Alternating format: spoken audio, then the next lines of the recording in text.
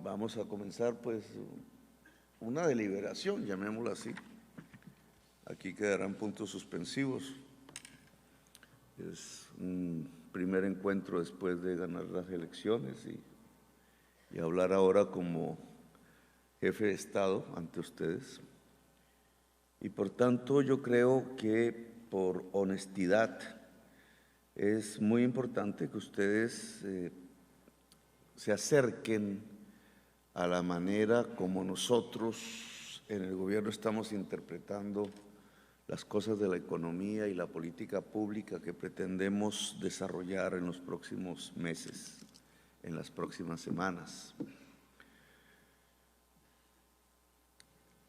Cuando se habla de crear riqueza, indudablemente, pues aparece toda una discusión económica, qué es la riqueza y dónde se crea. Cuando empezábamos a estudiar de jóvenes economía, había múltiples escuelas y maneras de entender este asunto. Lamentablemente, con el tiempo, en estas últimas décadas, solo se miró una manera y se volvió dominante en todo el mundo, como si esa fuese la economía. Y era apenas una manera de entender la economía entre muchas. En medio de esta crisis económica mundial que estalló desde el 2008 y no termina, al contrario, parece arreciar por las últimas noticias. El COVID fue apenas un episodio en medio de la crisis. Han aparecido otra vez la diversidad de escuelas y de planteamientos, otra vez tenemos un pluralismo, para poner ese nombre, en el pensamiento económico. Y por tanto, se puede hablar un poco con libertad en relación a estas concepciones y a planteárselas a ustedes, porque hacen parte del gobierno nacional. ¿Qué es riqueza? ¿Y cómo se crea? Tiene usted razón en que nosotros, desde la campaña y desde antes, estamos planteando la necesidad de crear riqueza en Colombia. No estamos planteando simplemente cómo distribuir lo que existe, que es muy pobre, sino de cómo crear riqueza. Pusimos una comparación en campaña, en los debates. Miremos el caso coreano, porque siempre me ha parecido sugerente, dado que nuestros abuelos se fueron a pelear allá hace 70 años. Y ese hecho debería ponernos a pensar un poco, porque cuando fuimos ellos, los abuelos, a pelear allá, nosotros éramos 2 veces más ricos que ellos. Y 70 años después ellos son 6 veces más ricos que nosotros. ¿Qué pasó? Si uno mirara por televisión el trayecto de las noticias económicas, la impresión que daría es que nosotros somos perfectos y que lo hemos hecho todo bien y que hemos utilizado la, dicen así, ortodoxia económica como ningún otro país. Pero si nos comparamos con Corea en ese lapso, desde que fuimos a pelear allá hasta la fecha, pues ellos lo hicieron bien, nosotros mal. La visión mediática es contraria a la realidad de los datos. ¿Cómo los coreanos pudieron, siendo la mitad de ricos que nosotros, volverse 6 veces más ricos? Y ante ese cuestionamiento, esa pregunta, digamos, apareció una serie de tesis que me parece que fueron importantes en el desarrollo del último debate electoral. Es que la riqueza es el trabajo. Es más rico un país si tiene más capacidad de trabajar que otro. Eso es el ABC desde Adam Smith de la economía clásica, política. La riqueza está en el trabajo. Y entonces surge la pregunta, ese trabajo que crea riqueza, ¿en dónde es que se encuentra en la economía? Todo trabajo en la economía genera riqueza. Pues la discusión es pertinente, porque el límite entre lo que es y no es generador de riqueza, sino apenas una transferencia de riqueza, es la producción. Se genera riqueza en la producción. Hay actividades que no son productivas, pero que son necesarias para que exista producción.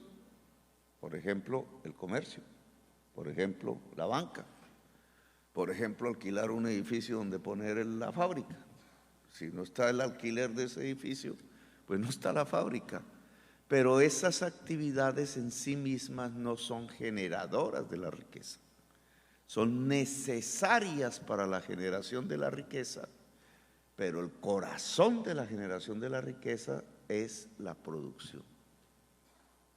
Puede ser que la ANDI en su ámbito, en su espectro de afiliados, contenga empresas que son transferidoras de valor y otras que son productoras, etcétera. No voy a meterme más en estas honduras un poco teóricas, pero nosotros, si queremos generar riqueza, tenemos que hablar de producción, y de producción en el siglo XXI. Cuando se acerca uno al gobierno, ¿dónde encuentra uno en las instituciones del gobierno? Que son enormes, 140 y pico instituciones, una sábana, todavía no acabo de leerlas todas, muchas ni las conocía.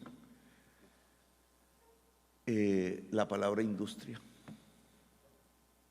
Ustedes se llaman Asociación Nacional de Industriales. ¿Dónde está en el aparato del Estado la palabra industria? Hagamos un ejercicio a ver si lo encontramos. Yo dije, no, pues había un ministerio, debe haber, ¿cierto? El de desarrollo, me acuerdo yo que se llamaba así. Hoy ahí dice comercio, turismo y desarrollo empresarial, creo que dice. No aparece la palabra industria. Y va uno, mira los viceministerios, y entonces hay uno de turismo, creo. Hay otro de desarrollo empresarial y no aparece la palabra industria. No hay industria. No existe una política industrial en Colombia desde hace décadas. Y entonces,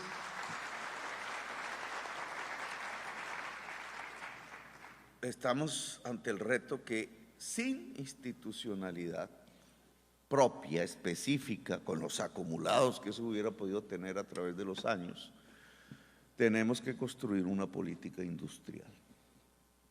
¿Por qué hay que construir una política industrial? Porque es en la producción donde se genera la riqueza. ¿Y cuáles son las actividades productivas entonces? ¿En qué consiste la producción? ¿Qué la conforma? Cuando uno habla de producción, entonces tiene que hablar de agricultura, la transformación de las cosas. Tiene uno que hablar de agroindustria, tiene uno que hablar de industria. El turismo en cierta forma hace parte de este tipo de categorías, pero específicamente tiene uno que hablar de industria entonces. Producir es agricultura e industria. Una política industrial nos ayudaría a crear riqueza en el país. Si uno sigue el ejemplo coreano, otra vez para traerlo a cuento, me acaban de dar un libro en español porque estaba difícil encontrarlos en coreano. Me acaban ahí en la posesión precisamente la delegación coreana que hizo la visita protocolaria, me trajo el librito en español que estoy tratando de encontrar porque se me refundió. Pero alcanzamos a leer con ellos los capítulos, porque ellos fueron incluso explícitos. Mire, señor presidente, esto comienza con una reforma agraria. Eso lo sabíamos nosotros. Una reforma agraria, ¿por qué? Porque la primera actividad productiva es la agricultura. porque si no hay una producción agraria relativamente eficaz de alimentos, el proceso subsiguiente de construcción de la industria se puede frenar. Porque si el mundo coreano fuera como el de las películas que vemos sobre el feudalismo, parecido al de Japón y al que tenía China, un mundo de señores feudales, con sus ejércitos propios, sus samuráis, su idea de que la riqueza estaba, y esa era otra concepción diferente, en tener la tierra, no en producir la tierra, sino en tenerla, así como Game of Thrones, que muestra ese mundo, pero en Europa. Esa concepción impedía la industrialización de Japón, de Corea, de China. Entonces nos lanzaron un mensaje en la historia misma, en la evidencia, no solo en la teoría. No puede un mundo feudal generar industria. Hay que transformarlo. Si me permiten la palabra, hay que revolucionarlo. Y eso es lo que vimos en el siglo XVIII, en Europa, en Estados Unidos, y eso es lo que vimos años después en el este asiático, y eso fue lo que vimos en Corea. Revolucionaron ese mundo en donde la tierra era concebida como una tenencia, como que el poder era igual a tener tierra, como que la riqueza era igual a tener simplemente la tierra, y lo transformaron en un mundo en donde la tierra fértil tiene una función productiva, es un medio de producción. Para alimentar, para volver más baratos los alimentos. Si se vuelven más baratos los alimentos, el salario relativo es menor y la competitividad del país es mayor. Esa era la tesis. Colombia ha hecho una reforma agraria. En Colombia no se sigue manteniendo alrededor de la tierra fértil la idea que el poder y la riqueza consiste en tenerla. Buena parte de la violencia y la inmensa desigualdad social que se extiende a todo el país no tiene que ver con que aún se mantiene en este país la idea que la riqueza es igual a tener tierra. Todo corrupto del Estado que consigue dinero, ¿qué es lo primero que hace? Comprarse una hacienda. Todo narcotraficante que recoja dinero de sus actividades ilícitas, ¿qué es lo que hace? Comprar tierra. Esto se lo aprendí a un industrial, que era economista también, ya muerto, a Hernán Chavarrió Lózaga, que escribió un libro sobre la preferencia por la tierra en Colombia, que como industrial que era, entendió perfectamente que mientras se tuviera una estructura absolutamente atrasada, premoderna, casi que feudal de la tierra, no iba a haber industrialización, como no la ha habido, sino parcialmente. Claro, ahí surge una pregunta política, Bruce. ¿Qué hacen los industriales votando por terratenientes? Que se la hice a usted. Porque un industrial, su primer interés debería ser, desde el punto de vista global del desarrollo de la industria, cómo se logra modernizar el campo de tal manera que el concepto de tener la tierra se transforme en el concepto de tener la tierra para producir como medio de producción. Claro, habrá un debate, grandes cantidades, el gran empresario, pequeñas cantidades, el granjero al estilo canadiense y norteamericano y francés. ¿Cómo se hace entonces con el campesinado? ¿Se saca o se convierte en esos granjeros como una fuerza fundamental de la producción? Etcétera. Un debate político que quiero traer aquí, porque si se quiere industrializar a Colombia, hay que modernizar el campo. Hay que lograr que la tierra sea un instrumento productivo.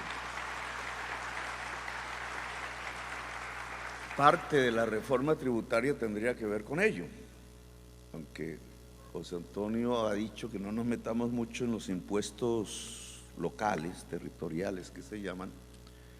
El impuesto predial tiene que tener una característica diferenciadora, tanto en la ciudad como en el campo. En la ciudad es relativamente claro, sobre todo en las más grandes.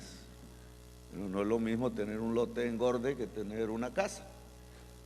El lote engorde debe pagar más impuesto predial que la casa, porque la casa tiene una función social, darle vivienda a quien la habita. Pero no es lo mismo tener un lote de engorde en medio de la ciudad. Ese propietario de ese lote debe pagar más, porque no está dejando que esa tierra tenga una función social respecto a la ciudad.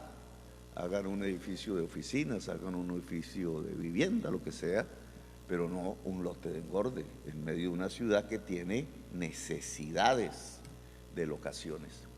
En el campo sucede lo mismo, entonces allí sería bueno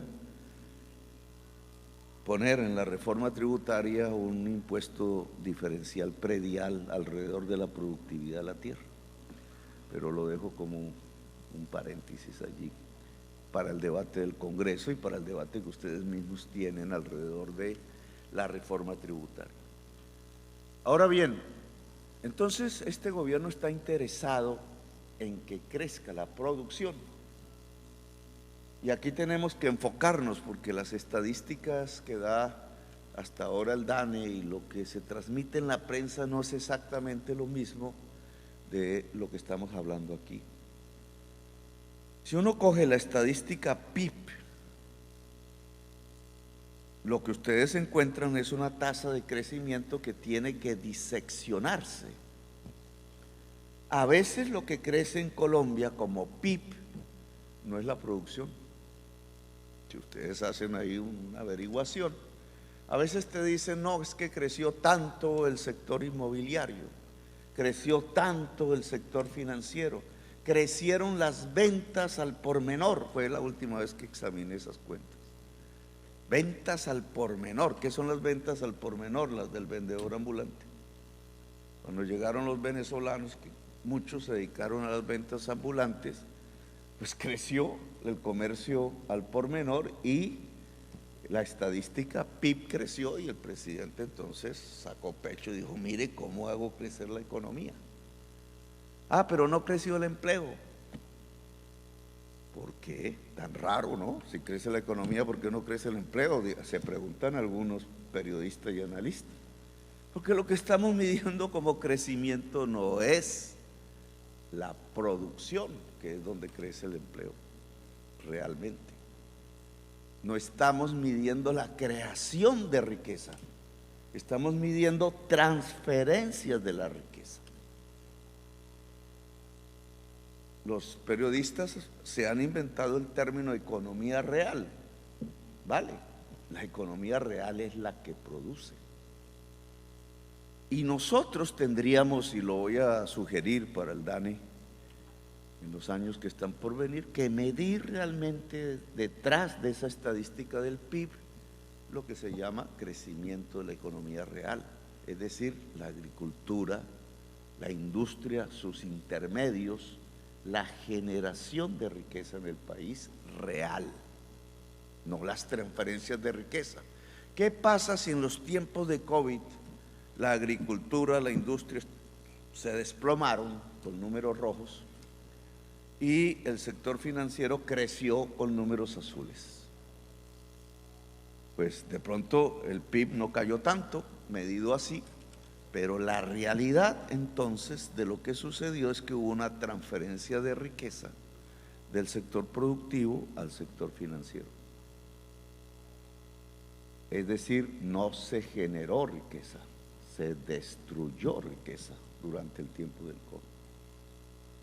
Si nos metemos así dentro de esta concepción, tendríamos que hablar entonces de cómo es que vamos a hacer crecer la producción en Colombia, para ponerlo en términos más concretos.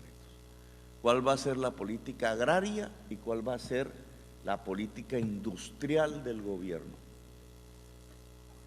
Aquí surgen en los prejuicios, por ejemplo, la tesis que el gobierno va a pretender que entonces ese crecimiento de riqueza, tal como lo hemos definido aquí, lo haga exclusivamente el Estado.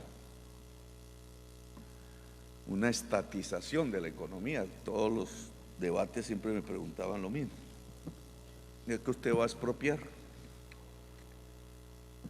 Y entonces la respuesta es no, no estamos interesados, no creemos, eso falló en el pasado, en el mundo, no solo, no es una experiencia colombiana, es una experiencia mundial, que una estatización de la generación de riqueza no dispara esa generación de riqueza, sino que la puede aniquilar.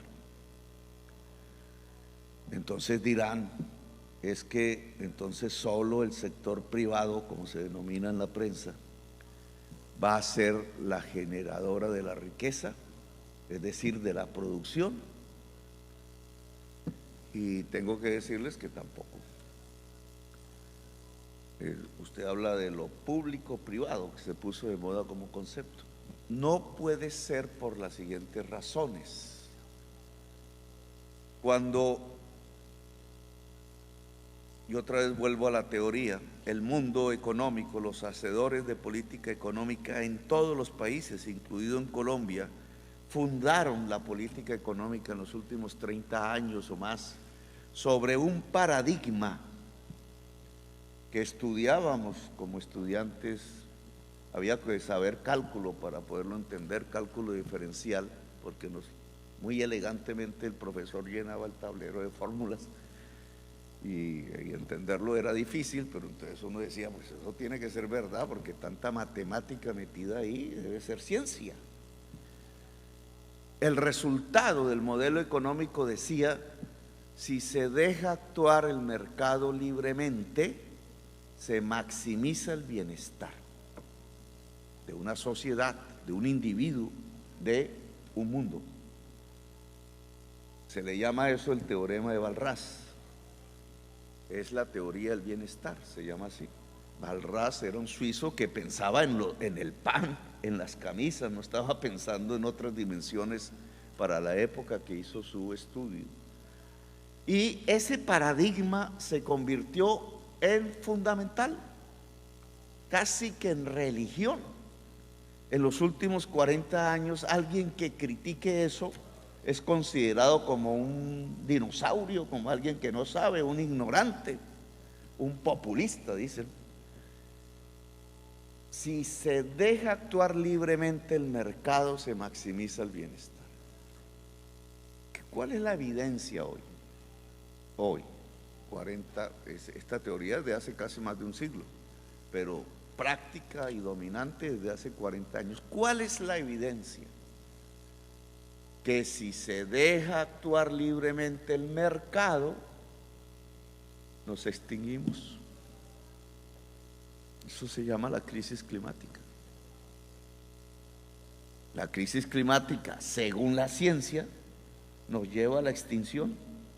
El virus que vivimos,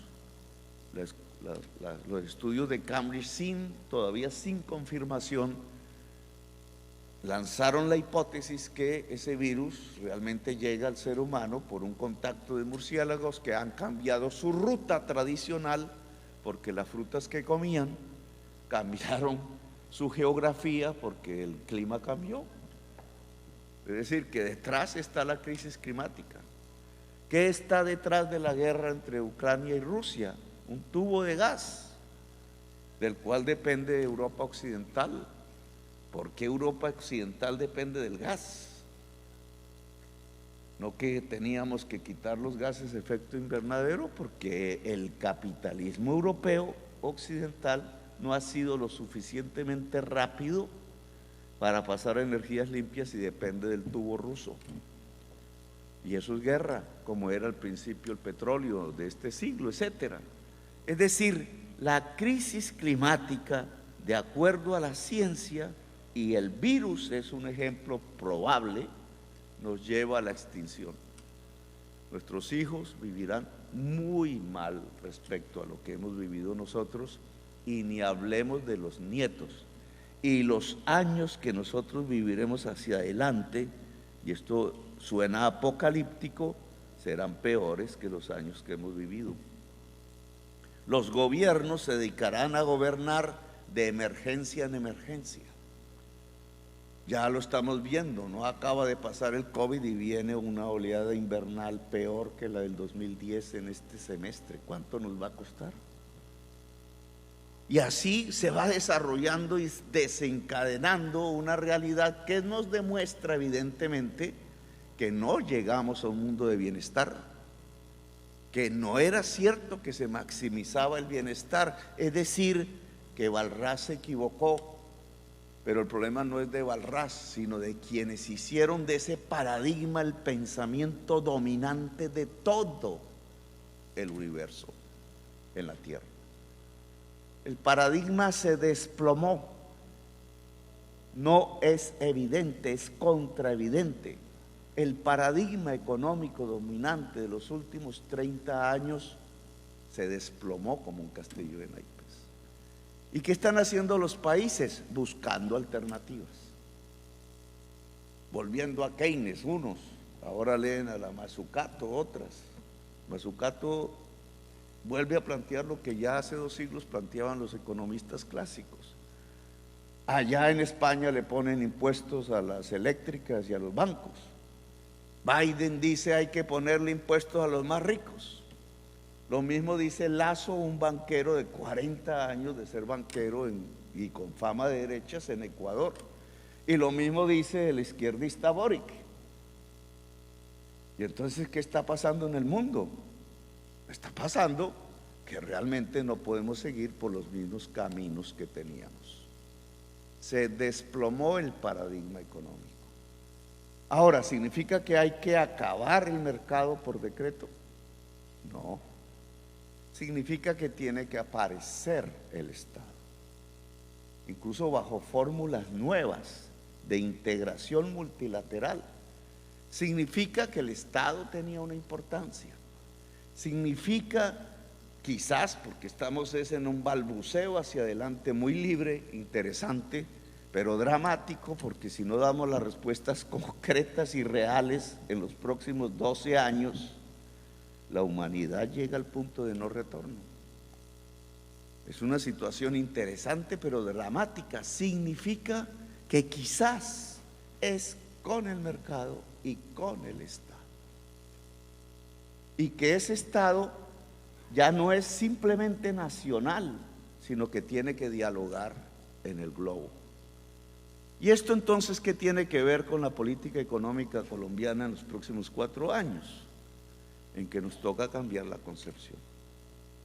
Y lo que les proponemos es lo siguiente. 1, ¿puede la industria crecer en un mundo, en una sociedad profundamente desigual y violenta? La violencia se debe a la desigualdad. ¿Puede? Las industrias del mundo, los países que llamamos industrializados, crecen alrededor de contextos de desigualdad social profunda. Puse el ejemplo de Corea, China y Japón. La respuesta es no. China es tan igualitaria, Corea es tan igualitaria como Alemania. Es más, Corea es igualitaria antes de impuestos. Nosotros, con la desigualdad social que tenemos, ¿podremos entonces industrializar el país? La evidencia dice que no. Primer concepto entonces que deberíamos trabajar comúnmente. Si queremos industrializar a Colombia, tenemos que construir una sociedad más equitativa que comienza por el problema de la tierra, que comienza por el problema del impuesto. Entonces, un sistema impositivo que no genera igualdad, sino desigualdad, es válido para industrializar el país. Si el ejemplo coreano es válido y es similar a muchos países industrializados, los y las industriales nos tendrían que acompañar en un esfuerzo común por lograr una sociedad más equitativa. Y una sociedad más equitativa se puede lograr si uno, su tierra está relativamente bien distribuida; dos, si su sistema tributario es justo desde el punto de vista social, es decir, como dice la Constitución, progresivo; tres, si la política social alrededor de los derechos universales es eficaz para garantizar esos derechos. Vamos a lo más concreto. Si esto es cierto, los derechos sociales, los derechos universales o derechos fundamentales están garantizados en Colombia. Tenemos 30 años desde las leyes, después de la Constitución de la 91, alrededor de este tema. Podemos evaluar: ¿hay derecho a la pensión? Podemos evaluar 30 años después: ¿hay derecho real a la salud? Podemos evaluar 30 años después, estas son leyes del 93, 92, ¿hay derecho a educarse? ¿Hay derecho a vivir? ¿En Colombia hay un derecho al agua potable? ¿Podemos asegurar que todo y toda ciudadana que habite este territorio, todo habitante de este territorio, puede tomar agua potable de calidad? ¿Puede educarse en una universidad de relativa calidad? ¿Puede, después de que llega viejo, tener una pensión? ¿Puede, en caso de enfermarse, ser tratado adecuadamente de acuerdo a su enfermedad? Y yo creo que si somos objetivos y miramos las estadísticas, la respuesta es no. Tasa de mortalidad materna: mujeres que mueren al estar embarazadas por complicaciones del parto que se podrían solucionar. ¿Cuál es la tasa en Colombia? Miremos la tabla OCDE, el último, el peor indicador de todos. Ah, no, es que los del OCDE son ricos, entonces no nos midamos. No, pero si ahí está México. Nuestra tasa de mortalidad comparada con la de México en términos de mortalidad materna es 2,5 veces superior. Y entonces, ¿qué está pasando, Bruce? Que quizás cometimos un error de fundamentalismo. Y es que la teoría de Walras no podía funcionar en los derechos universales. La creencia, y así quedó en las leyes, que el mercado, actuando libremente, pero ya no en el terreno de producir pan o camisas o pantalones o computadores, sino en el terreno de los derechos de la gente, iba a llevarnos al máximo de bienestar. Y entonces, si hacíamos un mercado en la salud, si hacíamos un mercado en la educación, si hacíamos un mercado en las pensiones, si hacíamos un mercado en el agua potable, un mercado en la electricidad, etcétera, íbamos a vivir mejor. El balance 30 y pico años después, tiempo suficiente para hacerlo, es que nos equivocamos completamente. Lo que produjimos fue una de las sociedades más desiguales socialmente de la Tierra. Si lo junta ustedes a un problema como la mentalidad premoderna alrededor de la Tierra y otros problemas, pues lo que tenemos es lo que tenemos: violencia, guerra, especialización en el narcotráfico, dependencia casi que exclusiva en el petróleo, del cual no hemos hablado, será en otra oportunidad, raquitismo productivo, porque lo que se volvió raquítica fue la agricultura y lo que se volvió raquítico fue la industria, es decir, el cuerpo central de la generación de la riqueza. En donde se genera la riqueza, cundió una enfermedad que se llama raquitismo. Propuesta: esos derechos fundamentales en donde se puede construir igualdad social tienen que tener un sistema que no es exclusivamente del mercado. Tiene que ser un sistema en donde sí se pueda usar el mercado, pero el Estado tiene que tener un papel rector. en la salud, en la educación, en el agua potable, en la electricidad, en la pensión. Y por eso hemos lanzado una serie de propuestas que están a discusión, obviamente, y que serán discutidas por el Congreso y la sociedad. Una primera, esta de la reforma tributaria para construir más justicia social. Pero quiero que se entienda un poco por qué nos movemos en ese terreno. Porque el mercado no fue capaz de garantizar por sí mismo derechos universales. ¿Por qué queremos derechos universales? Porque la sociedad se vuelve más igualitaria. ¿Para qué una sociedad más igualitaria? Porque es la sociedad que permite producir, es decir, generar riqueza, como Corea nos lo demuestra, para solo hablar de Corea, no tomar otro campo. Ahora bien, entonces, al lado de posibilitar derechos universales, que bien alguien podría decir, y bueno, ¿y cómo se financian? Pues se financian de impuestos. ¿Y de dónde salen los impuestos?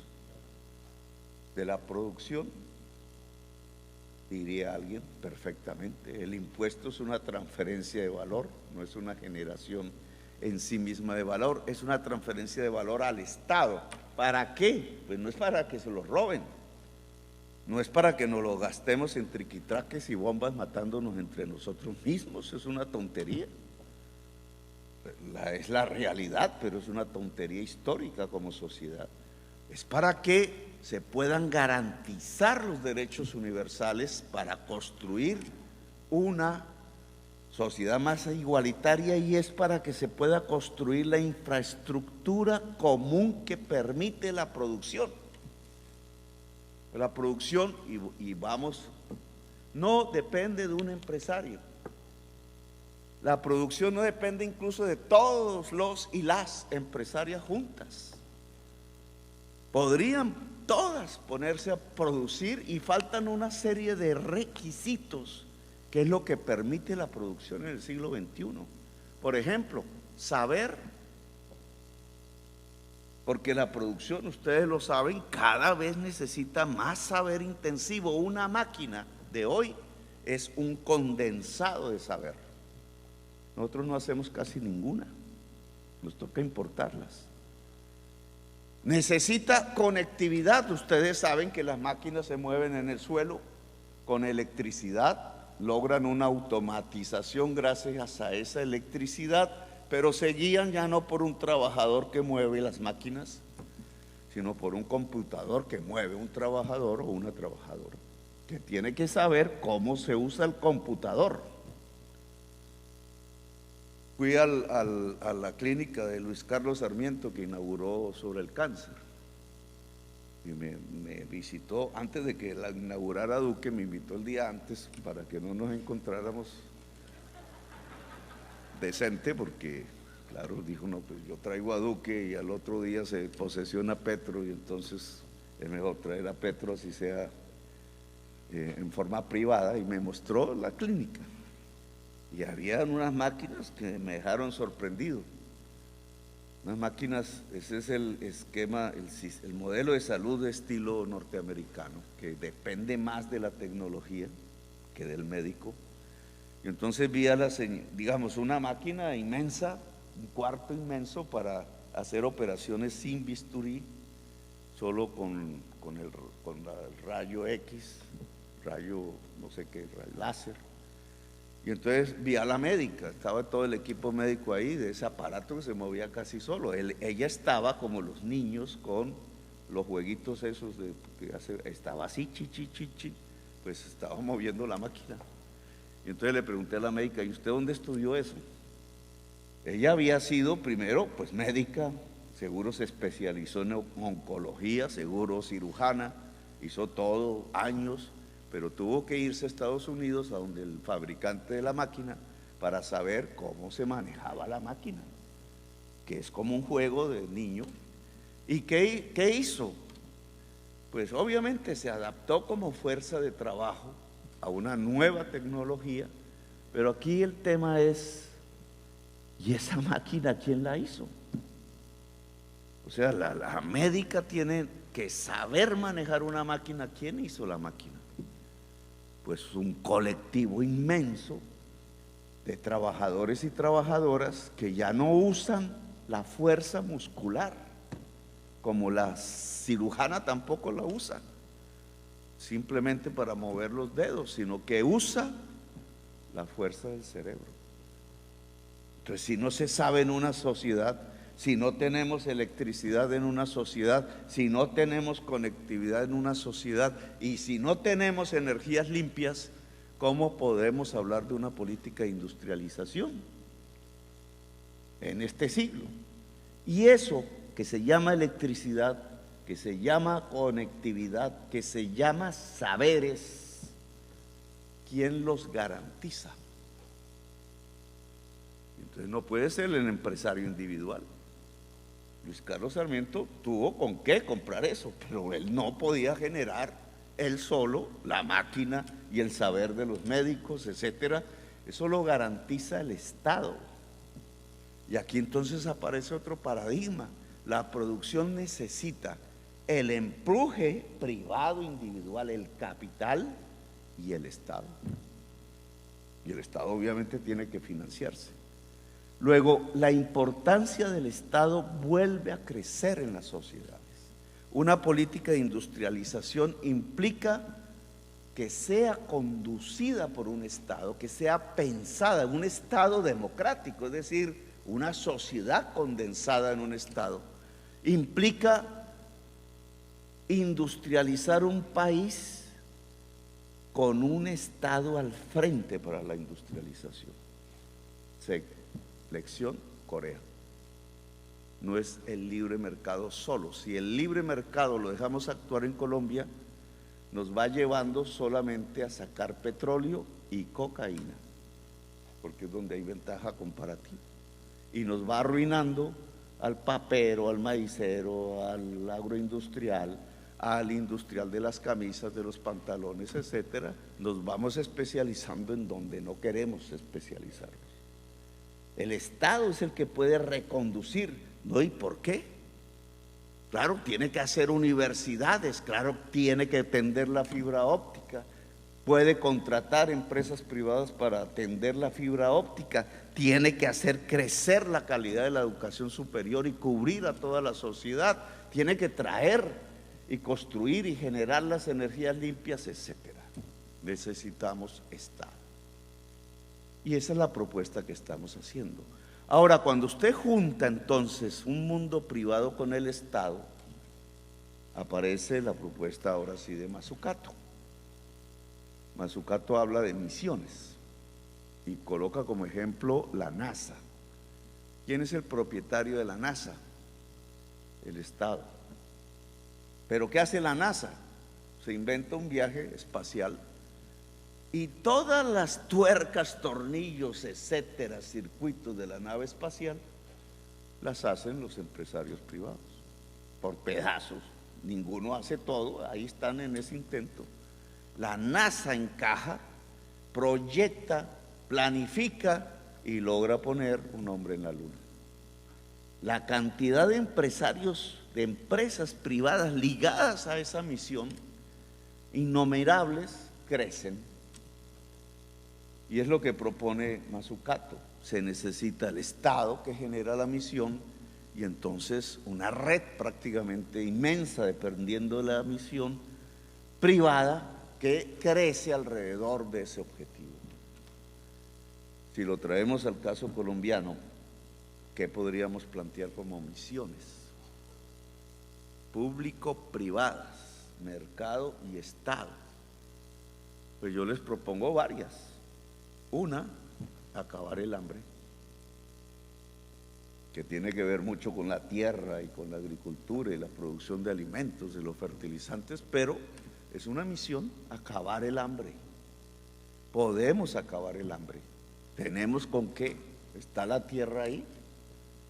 Hagamos una misión público-privada, Estado dirigiendo y muchísima gente del sector privado, rica y no tan rica y hasta campesina, que se pueda enriquecer para lograr hambre cero en Colombia. una misión.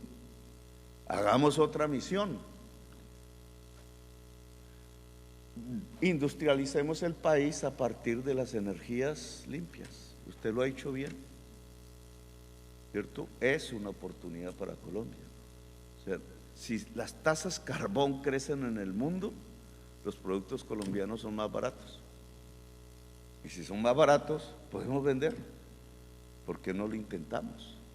Eso implica entonces generación de energía solar, de energía eólica. Se puede hacer en una casa, se puede hacer en los municipios, se puede hacer en grandes granjas o en el techo de mi casa. Implica descarbonizar los procedimientos, pasar del gas a la electricidad y garantizar una matriz 100% limpia en la electricidad. Planteabas el tema del gas, que no me gusta, porque no es limpio. Pero ¿y por qué no hay un sistema eléctrico americano interconectado? ¿Por qué no podemos plantearnos un mapa en donde veamos si se puede construir un sistema eléctrico americano y ponerle las energías limpias? No tenemos el norte de México, el norte de Chile, los vientos de la Patagonia, los vientos de la Guajira. No tenemos las posibilidades del agua en Colombia, del agua en Perú. No podemos, a través de una matriz de energías limpias, incluso vender energía eléctrica a Estados Unidos y Canadá. Alguien dirá, ¿y con qué se financia? Con las petroleras, que pueden transitar hacia otro mundo de energías limpias. ¿Y para qué una red eléctrica basada en energías limpias?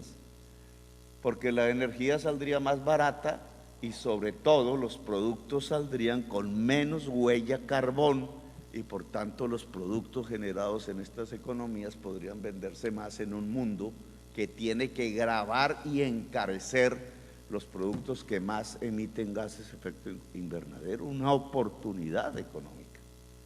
Puede ser eso una misión en donde el Estado jalona, pero se juntan las redes empresariales.